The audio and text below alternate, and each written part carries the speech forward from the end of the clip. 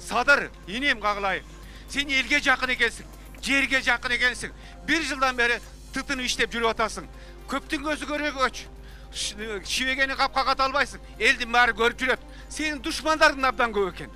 Özgöçü Şaylo kampaniyasında ушундай kampaniyada ушундай baştaldı. Uyuşkandık türde karaloo baştaldı. Biz ak işenbeybiz. Sebep degende munda eldin burada çoңдор келгенде dayındalып turup sen süyleysin, bul süylep dep turadan çakırчы. Mına seni kagılıp keteyin. Eldi bölböy, ak karaga bölböy, bardığını ap gelip Betmanday gelip atkanı dala jolu görüp razı bolup atabız Kağılayın. Jana Aksakal başında çıkıp tuğra aytıp ketti. Düşmandarın көп eken dep. Menin düşmandarım biyilikte emес, karapayım eldin aldında arasında dağı var.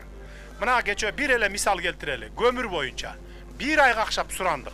Ay tüşürgülü, bir maşineden bir 10-15 min taza kireşe tapsaң dele jetet dep. Jok, sözsüz $1000 taza kireşe tavuş kerek eken. Anan aylabız ketkende ökmöt kolu kalıp dur, ona mına 3 minge düşürüp saldık. İşsiz kalıştı bayağılar bir. 100 badetiyle 200 badetiyle. Ушундай дагы болуп атат. Ушул карапайым элге китептерди чыгуусун тездетип, колуна карматуусун эртерээк берилишин өтүнөт элек. Географиялык абалын алганда Агурда 3 шаардын чети менен эле түндүк тарабыбызды темир жол кесип турат. Ал эми чыгыш тарабыбызды бир 500 метрлик гана шаардын тилкеси ошол аралык кесип отурат.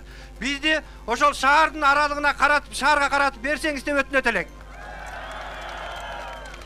18 гектар мамлекеттин ФПСке бөлүнгөн жер тилкеси бар. Ушул жердеги карапайым эл үчүн социалдык абалын жакшыртуу максатында, ушу биздин проблемабыз чечилүү максатында ушул жерди 18 гектарды толугу менен соц объектиге калтырылды деп жана китебин чыгарып берүүңүздү өтүнөт элек. Кимде ким эгерде коррупцияга аралашып, ошо коррупция ош жерден акча жейин деп мына райондун жетекчилери көбүнчө кылган экен. Госрегистр кылган экен, кадастр, архитектор мына ушулардын баары. Акимдер дагы аралашып кеткен мурдакы. Ошонун бардыгына иш териштирүү иштери жүрөт. Жүрүп, анан сотко барат, сотто жетип, сотто маселеңер чечилет. Бердиңби 13 жыл мурун ушуну үй салып ал деп жерди. Документин дагы кошо бер. 1 жыл айланбай документин бер. А бербесең анда жазага тартыл. Анда мыйзамсыз бердиңби? Анда значит жазага тартылыш керек. А элди кыйнабай паспорту менен кызыл китебин бергиле тех паспорту менен. Бул жерге эмдиги жылдан баштап Кудай буйрса 3,5 миң окуучулук мектеп түшөт, 3 бала бакча түшөт. Аны биз көзөмөлгө алып салдырып беребиз. Анткени 1 жыл 1,5 жылда мектеп бүтөт, бала бакча дагы бүтөт. Маршрут боюнча, шаарга каттаган боюнча 1,5 миң автобус алып берели деп атабыз шаардын ичине. Ошондо маршруттар бошойт, өзлөрү эле келет силер тарапка, өзлөрү эле. Мүрзөлөр боюнча, мына губернатор. 1 айдын ичинде чечип бересиз. Эң көп болсо 1 ай. Мисалы, түз жерден жокпу бул жерден. Мына тоо, биздин 94% территориябызды тоо ээлеп турат. Этегинен бергиле жана Байтикте бар го. Ошондой жерден чечип бергиле. Областтын чечимин чыгаргыла, районду чогулткула, госрегистрди барын чогултуңуз, архитекторду чогултуңуз, барын чогултуңуз дагы чечип бериңиз. 1 айдын ичинде чечип бересиз. Ушул райондун өзүнүн жери болгудай болсун.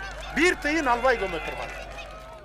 Биринчи кызыл китебиңерди, тех паспортуңарды, анан бардык соц объектиңердин барын чечели, андан кийин анан карайлы. Барын эле бүгүн азыр чечип бер деп мени кыйнабагыла. Бир заматта чечилбейт. 30 жылдан бери, 20 жылдан бери чирип бүткөн системаны четинен мына иреттеп коюп келатабыз. Шаарга карап турган бүгүнкү күндө бардык жаңы конуштардыкы мыйзам менен жогорку кеңеште каралып атат. Ал дагы чечилет. Кудай буйрса апрель майга чейин бүт баары чечилет. Кыргызстан боюнча мына губернатор угуп турасыңар, башка акимдер, айрыкча ушу чүйдүкү акимдер бардыгыңар, чүйдүн райондун жетекчилери. Бир дагы Кыргызстан боюнча тех паспорту жок, кызыл китеби жок, үй болбош керек. Полностью ревизия кылып чыгып, бардыгын чечип беришиңер керек. Кимде ким чечпейт убагында, мына мен майга чейин убакыт беремин.